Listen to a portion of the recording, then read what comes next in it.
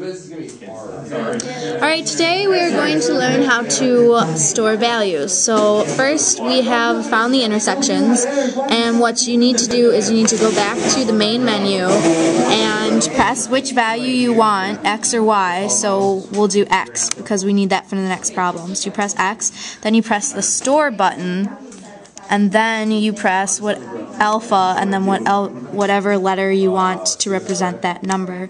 Then you press enter, and it should come out to that intersection value. If not, you did something wrong.